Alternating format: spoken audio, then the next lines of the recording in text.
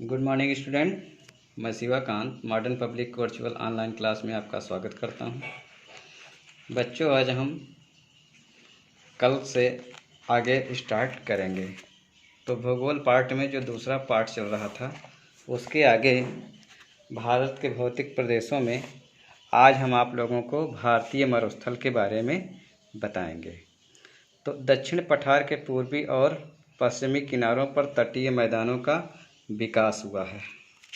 हम मैप में देखते चलते हैं। ये दक्षिण का पठार है, तो पश्चिम और पूरब में तटीय मैदानों का विकास हुआ है।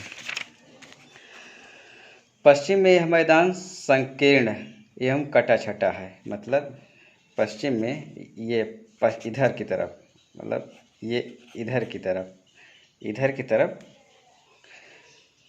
कटा-छटा है, सकरा है, जबकि पूर्व में चौड़ा एवं समतल है। यानी कि इधर इस तरफ चौड़ा और समतल है। कक्ष किरण का मैदान समुद्री निक्षेप के उमज्जन से बना है। उमज्जन का मतलब होता है उठने से, ऊपर उठने से।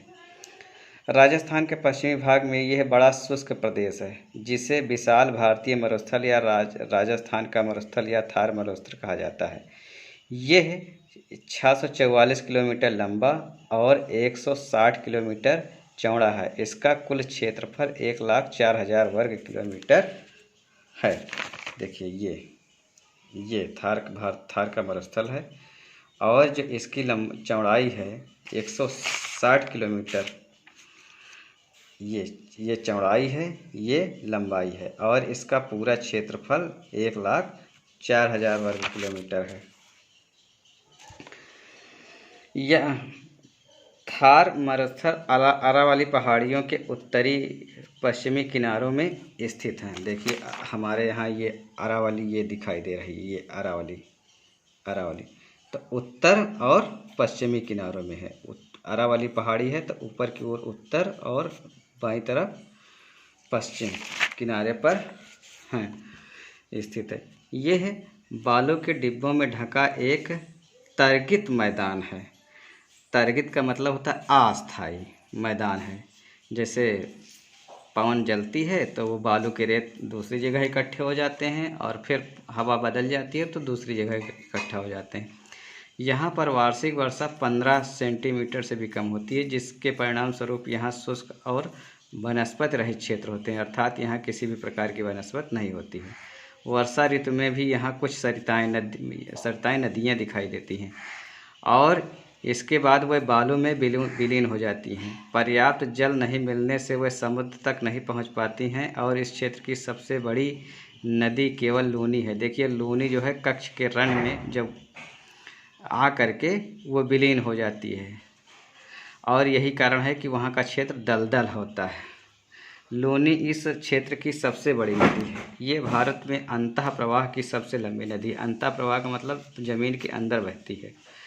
इस नदी का अंत कक्ष के रण में हो जाता है। अभी हमने बताया है कि कक्ष के रण में विलीन हो जाती है और इसी कारण वहाँ का एरिया दलदल होती है। इन्हीं स्थलाकृतियों गुणों के कारण इसे मरुस्थलीय क्षेत्र के नाम से जाना जाता है। मेसोजोइक काल, देखो ये काल है। काल भौगोलिक दृष्टि से 5 भागों में बांटा गया है, जिसमें एक अजोइक, पैलियोजोइक, मेसोजोइक, सेनोजोइक, नियोजोइक।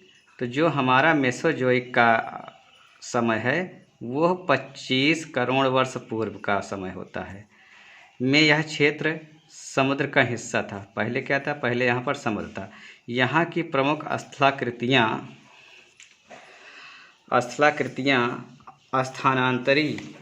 स्थानांतरी का मतलब इधर उधर होने से रेतीले टीले छत्रक चट्टानें और मरुद्यान में है। बरखान ये होता है अर्धचंद्राकार बालू का ढेर का विस्तार बहुत अधिक क्षेत्र में होता है, लेकिन लंबवत टीले भारत पाकिस्तान सीमा के समीप प्रमुखता से पाए जाते हैं। जैसलमेर में बरखान के समूह देखे जाते हैं। जैसलमेर राजस्थान में है। ढाल के आधार पर इस मरुस्थल को दो भागों में बांटा जा सकता है, सिंध की ओर ढाल वाला उत्तरी भाग और कच्छ के रण की ओर वाला ढाल दक्षिणी भाग। देखिए ये हमारा नक्शा है, तो ये उधर की ओर उत्तर की ओर है और ये उत्तर की ओर है और ये दक्षिण की ओर है। तो जो नीचे की तरफ है वो भारत का भाग है और जो ऊपर की ओर है वो पाकिस्तान की ओर का भाग है। यह अंतःस्थलीय अपवाह का उदाहरण है। अपवाह का मतलब नदी बहना। ये जहाँ नदियाँ झील या झील को प्लाया भी कहते हैं में मिल जाती हैं, इन झीलों का जल खारा होता है जिससे नमक बनाया जाता है। खास बात यह है कि इन झीलों जो पानी पहुंचता है इन्हीं झीलों में जो पहुंचता है और यहाँ पर जो झीलें होती हैं उनसे नमक बनाया जाता है। बच्चों आज बस यहीं तक, कल तटीय मैदान के बारे में बताएंगे। तब तक के लिए धन्यवाद। Thanks for watching.